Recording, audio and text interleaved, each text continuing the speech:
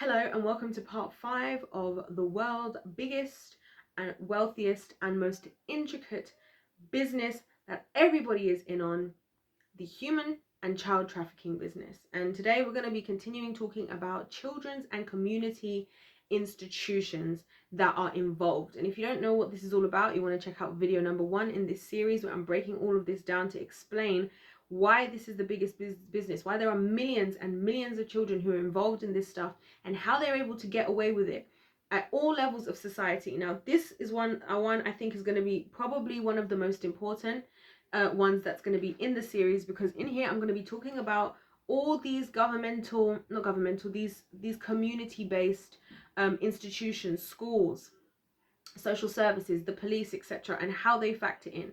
As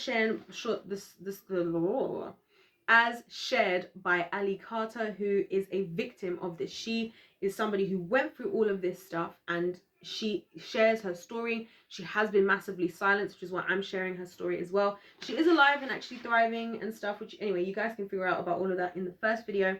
Here I want us to continue kind of where we left off before, because I gave you guys a bit of a brief explanation in the beginning, and we talked a lot about how, and we're going to start with CPS, because she said that from the age of 3 months old she was constantly calling CPS because she was already enduring abuse at home. And for those of you who are hearing this, just a quick recap, that her mum had been involved with sleeping with what's the exact wording, authority figures, that's just the term that she used, and involved her as well, and I believe her siblings along in that as well. She was experiencing a lot of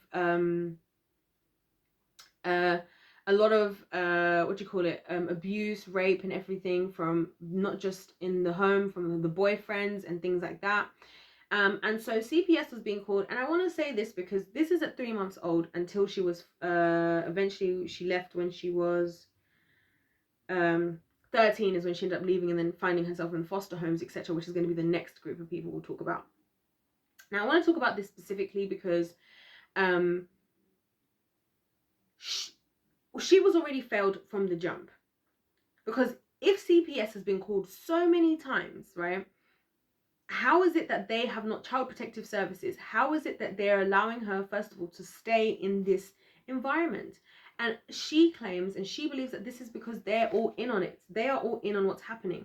This further is agreed by the fact that when she was 13, as I mentioned to you guys before, that's when they came more into the picture, and she was put into a mental hospital, right? So after going through all of this, after making all of these claims, and she is one of those people who, she says herself, she's done so many of these rape kits, which is, you know, the one of the ways that they assess somebody who's claimed that they've been through something like that, to be able to gain information and facts and evidence about it. But she was put in a mental hospital. So already we've got child protective services, who you would think would be stepping in for the stuff that's going on at home, are letting her continue on with it. And she has a reason for why she believes that this was happening, as I said, because they were all in on it. She eventually ends up in her foster care system. Right now, foster care system is also doing the same thing, because as I said to you guys briefly before, she she was also being abused by people in these foster homes. A lot of the foster parents, she claims that to this very day, the reason why she goes and braids homes of children in foster homes is because she knows that a lot of the foster parents are just spending the money on themselves, enjoying the money. But what got super interesting is where she starts to talk about this pimp, whoever is her signed pimp.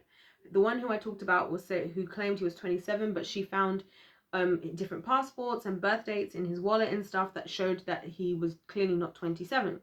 She told CPS about this, and they put him down as a 27-year-old boyfriend when he was really a trafficker.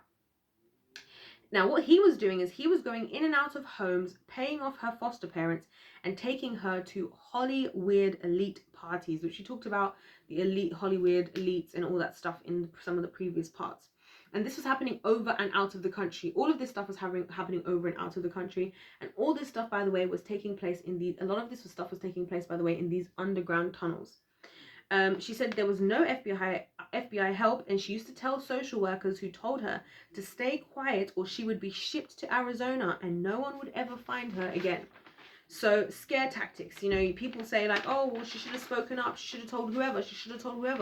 No, these people were also in on it. These people were also a part of it, right?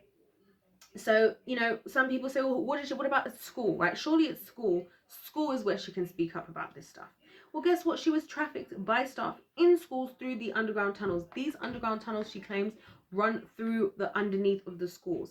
And so what would happen is that, and she said here, sorry, schools, the underground tunnels through schools, through cemeteries, under amusement parks, under Universal Studios, all these places have these underground tunnels. And it makes sense why people are able to get away with stealing children.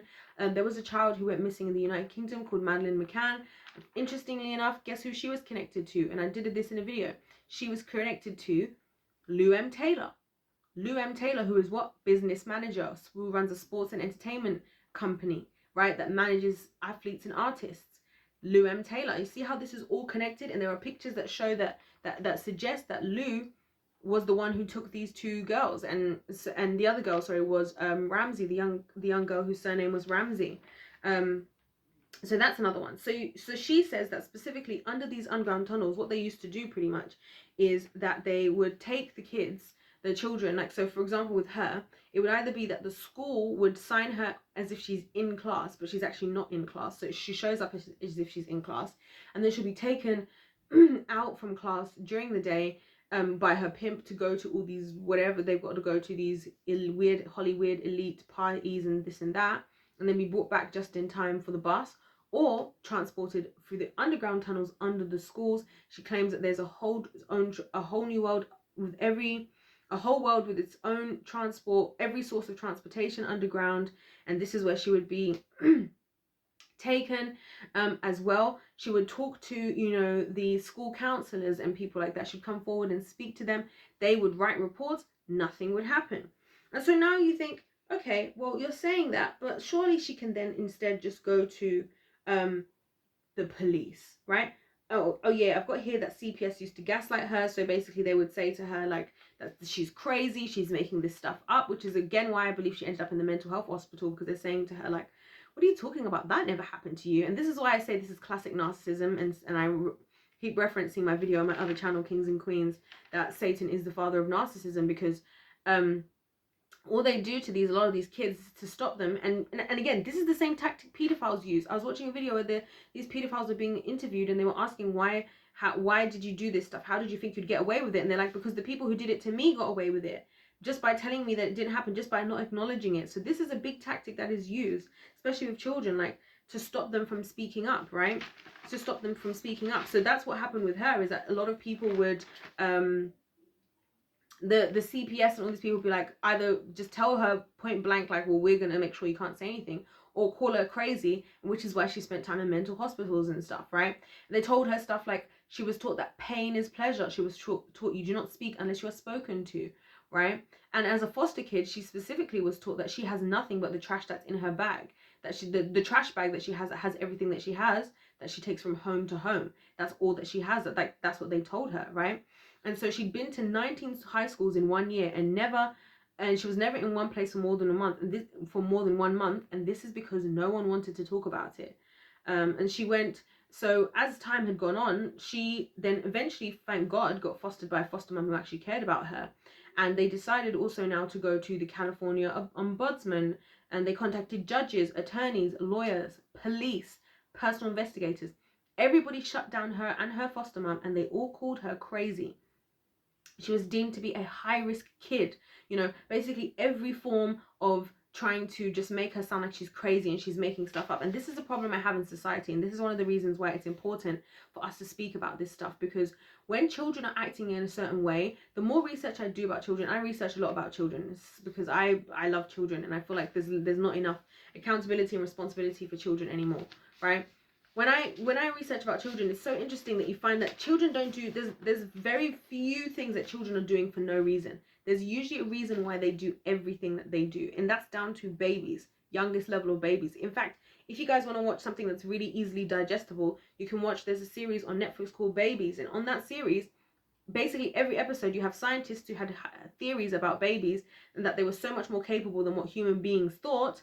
And they do these experiments with babies, nothing weird like what these people are doing. I mean, things like, you know, seeing how babies react to watching an elephant playing with a giraffe, you know what I mean? Stuff like that. Like, things that are like, okay, and the parents are there, and it's all very, like, child friendly. So you can go and, like, watch that. But on there, they prove that, you know, babies, even at the level of being a baby, are so much more capable and intelligent than we think that they are. And a lot of things that they do in life, it's not that they learned them, they kind of already had the ability to do that stuff. But it also just talks about their behavior and how babies do respond in a certain way for a reason. They're not just these like mindless creatures that don't know what's happening. They do know what's happening, you know. And so I think a lot of the time in society, we're very quick to just be like, oh, so and so's just having a tantrum, so and so's just doing this, so and so's just acting up like that, or she's just a naughty kid. A lot of times they're responding to something that's actually happening. They're responding to something that's actually happening. And that's how I think a lot of kids develop these. This is why I think a lot of people are being done a disservice into their adulthood, because they get slapped with the title that, oh, you've got this condition, you've got that condition, right? When they actually had a need, then that need never gets met. It continues on to adulthood, and all they do is spend their whole life having to manage that, which for me is sad, because I'm like, there is freedom. Like, at least there's freedom in Christ. You don't have to worry about continually trying to manage something. That's not life, you know. That's not life. But anyway, so she said every time something happened, which were bruises, cracked ribs, bites, rape kits, whatever, no one did anything. She went from shelter to shelter, CPS report to CPS report, and nothing, right? And I just want to highlight again that, remember at the very beginning of this, in the first video, I said that her mum had handed her over to be abused by the local police chief. So yes, the police are involved. And she says that everybody in all these different institutions, majority, she reckons, of them are involved. The only reason, the good people who are involved, they just don't say anything and they stay in line, because they will also be threatened to be harassed, to be what was the other word she used? Sorry, I'm trying to remember the exact terms that she used. She said they also get threatened to be, we'll come back to it when it comes up, we'll come back to it. But anyway, and she talked about CPS specifically. She said it's a cover-up and it's corrupt, that they use it to buy, sell, and trade children.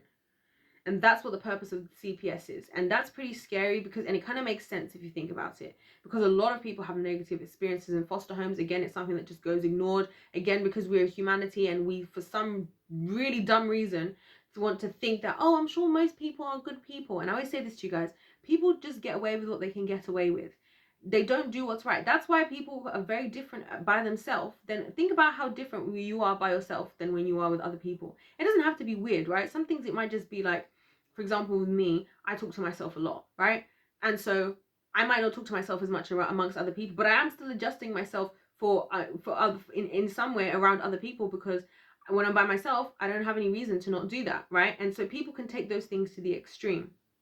And so I think it's important for us to really, and this is why I really wanted to make this very in-depth in a number of videos, so that you do not leave this, please do not leave this series thinking, going away and assuming that most people are good people. And I'm not saying to assume most people are bad people.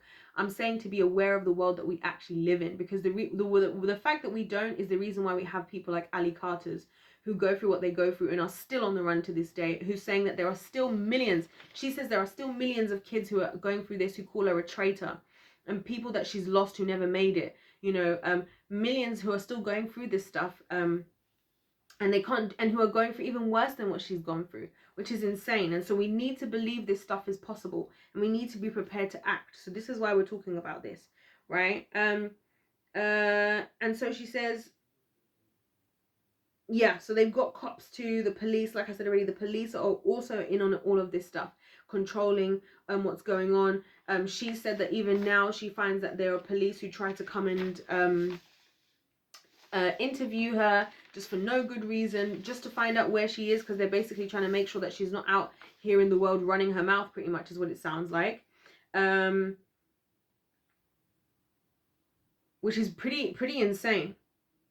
Her pimp apparently even went as far as sending fake FBI. This 27-year-old person was sending fake FBI to try and find out where she is, and that still hasn't ended till now, she said. And then that's, yeah, okay, yeah.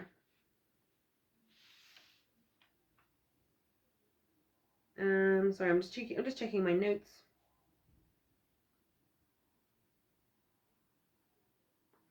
I already talked about the school thing. And so here's a good question that came up. She says, lovely. Oh yes, and she said she did bring in this attention to the school guidance counselors, etc., and they reported it and documented, and it was also reported and documented by social workers.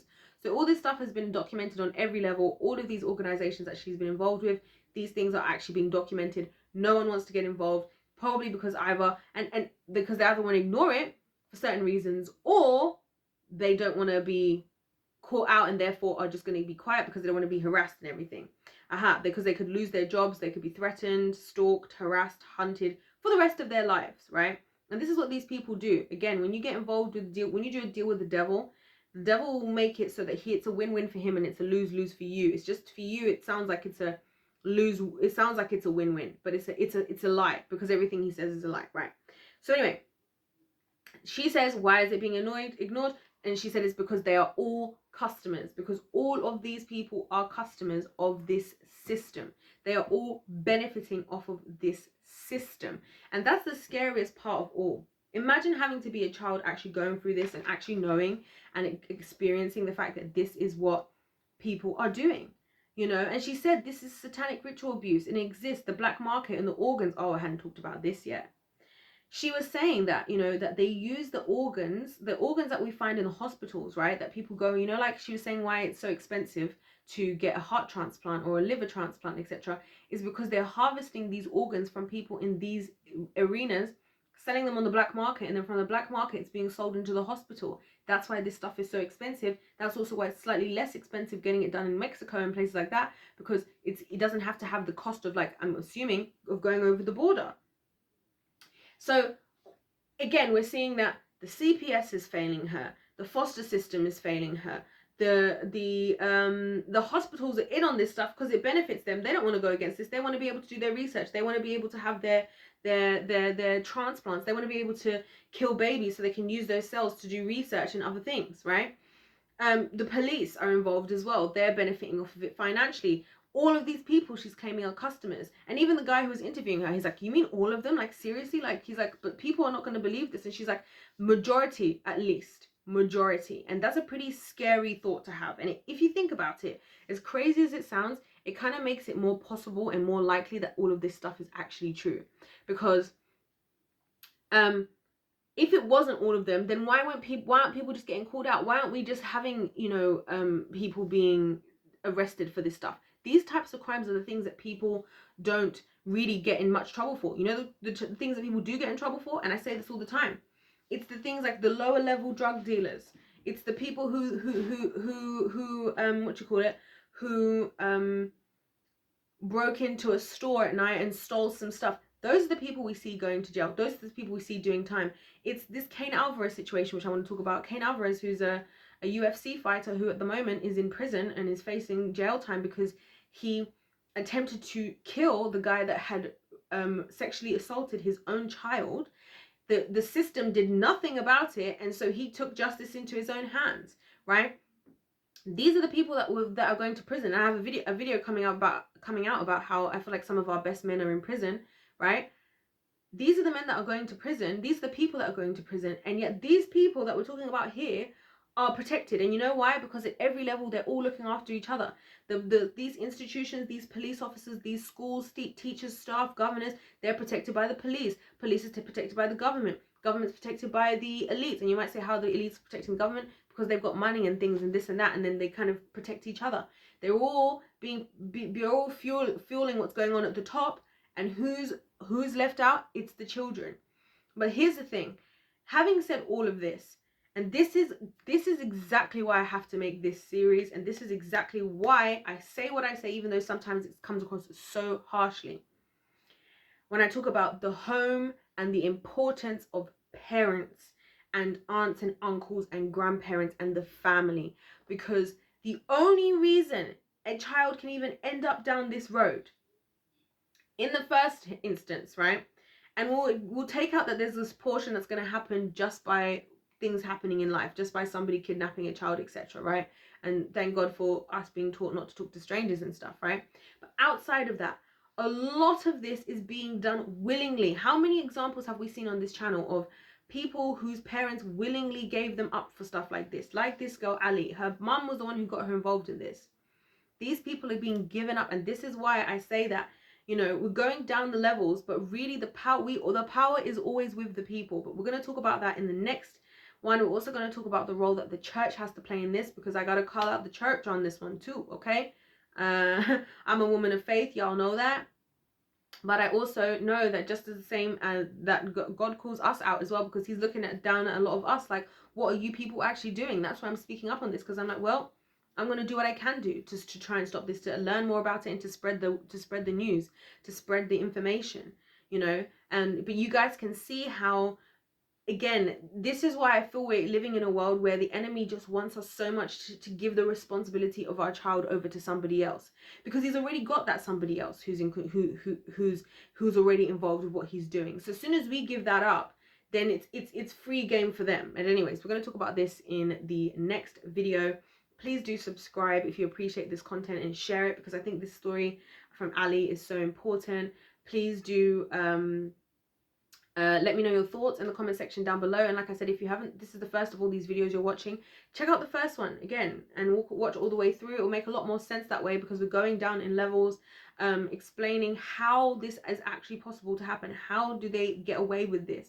How is it that so many, there are millions, according to Ali, till now, who are in these underground situations, going through stuff? That's what we're going to be talking about here with you guys. Please don't forget to subscribe, like I said, like the video, share it around to people, share the playlist in general, because I feel like people need to understand. We need to wake up. We talk a lot about waking up, being woke. We talk a lot about how we want to be people that know what's happening or whatever. So let's know what's happening. Let's be awake. Let's know. Let's get serious. Let's protect the children. I'll see you guys in the final part, where we're going to be talking about the home and the church specifically, and their roles to play in all of this. Other than that, guys, thank you so much for watching. God bless every single one of you, and I'll see you in part 6.